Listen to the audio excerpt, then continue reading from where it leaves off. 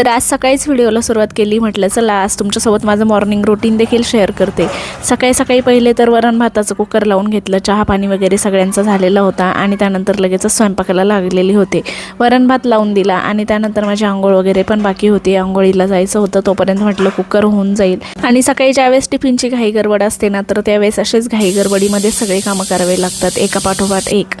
आणि शरीरची आज तब्येत अजिबात ठीक नव्हती, कारण सर्दी तिला खूप जास्त झालेली होती आणि तिची काहीच खाण्याची इच्छा नव्हती। मॅगी बनवून दे म्हटली आणि मग उन्हात बसून दोघी आजी नात्या मस्त अशी मॅगी खात होत्या।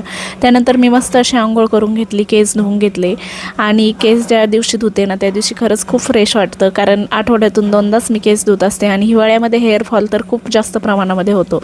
त्यानंतर बेसिक स्किन केअर करून घेतली आणि मी पॉन्ड्स पावडरच यूज करत असते, तेच पहिल्यापासून तेच यूज केल्यामुळे मला अजूनही पॉन्ड्स पावडर खूप जास्त आवडते। त्यानंतर थोडीशी लिपस्टिक मी इथे लावत असते, म्हणजे आपल्यालाच अगदी रिफ्रेश वाटतं। आणि आता म्हटलं चला, खूप थंडी पण वाजत होती, कारण थंडीच तेवढी आहे।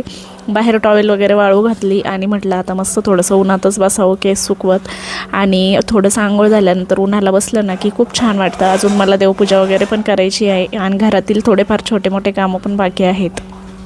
तर आता शरीर तर घरी आहे आणि शरीरचा दंगा मस्ती आज चालूच असणार आहे। म्हटलं चला आता एकदा ती बाहेर बसलेली तोपर्यंत सोफा वगैरे आवरून घ्यावा आणि कपडे पण धुवायला टाकून द्यावेत। तर सोफा वगैरे आवरून घेतला, कपडे धुवायला टाकले आणि या पाण्यावरून मीच घसरून पडू नये म्हणून लगेचच ते पुसून देखील घेतलं।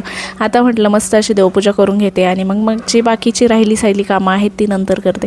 आता शरीर घरी असली की अशी मध्ये मध्ये लोडबोड तिची चालूच असते, मला देवपूजासुद्धा ती करू देत नव्हती नीट। तर आता छान अशी देवपूजा करून घेतली आणि देवपूजा झाल्यानंतर घरामध्ये एक वेगळीच पॉझिटिव्हिटी येते। त्यानंतर आता ना माझी जी तुळस आहे ती बाहेर असल्यामुळे रोजच्या रोज असं तुळशीला धुवून काढावंच लागतं, कारण धूळच तेवढी येते आणि मग तसंच ठेवलं तर ती धूळ खूप खराब दिसते, म्हणून मग रोजच्या रोज तुळशीवरती असं नळीने पाणी मारून घेत असते आणि माझ्या झाडांनाही थोडंफार पाणी देऊन घेतलं। चला व्हिडिओला इथे सेंड करते, तोपर्यंत बाय।